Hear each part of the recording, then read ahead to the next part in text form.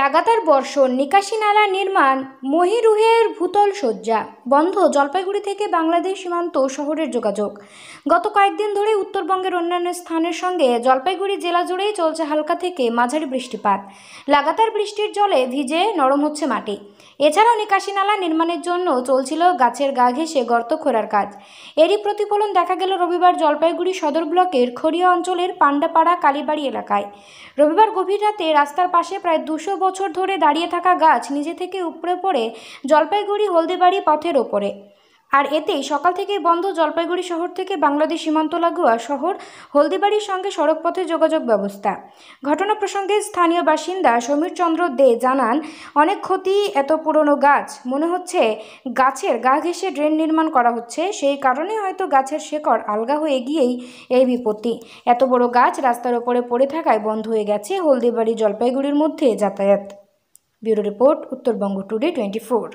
দাদা, মানে কি হয়েছিল, মানে দেখলেন? একটা গাছ পড়ে গিয়ে রাস্তাটা বন্ধ হয়ে আছে, এখন তো অসুবিধা হচ্ছে।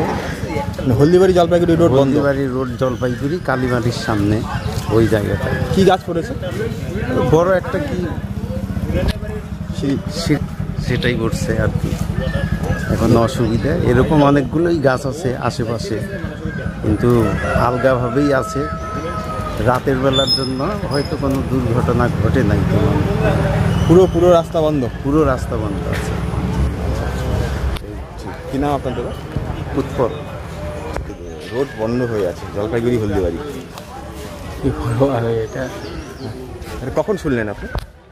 আমি তো এইমাত্র শুনলাম। এসে কি দেখলেন?